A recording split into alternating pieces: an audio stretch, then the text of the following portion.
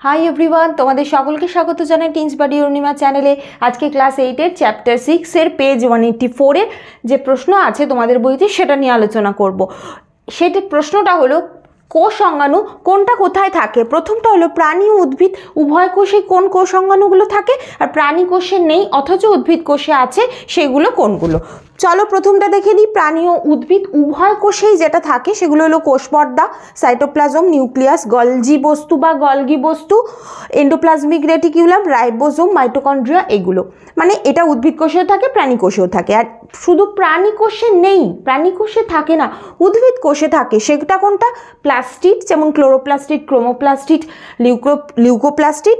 আর 2 নম্বর হলো কোষ প্রাচীর। কোষ প্রাচীরটা উদ্ভিদ কোষেই থাকে, প্রাণী কোষে থাকে না। আর তৃতীয় হলো বড় গহ্বরগুলো, যেগুলো হলো যে গহ্বর ভ্যাকুয়াল, মানে এটা বৃহৎ গহ্বর বা ভ্যাকুয়াল, বৃহৎ ভ্যাকুয়াল, সেগুলো উদ্ভিদ কোষে থাকে, প্রাণী কোষে থাকে না।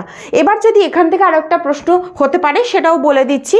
এরকমও প্রশ্ন আসতে পারে যে প্রাণী কোষে আছে উদ্ভিদ কোষে নেই, প্রাণী কোষে আছে উদ্ভিদ কোষে নেই, সেটা কোনটা? সেটা হলো সেন্ট্রোজোম। ঠিক আছে, এরকম আরও প্রশ্ন উত্তর আমার চ্যানেলে দেওয়া আছে, তোমরা দেখে নিতে পারো। Thank you.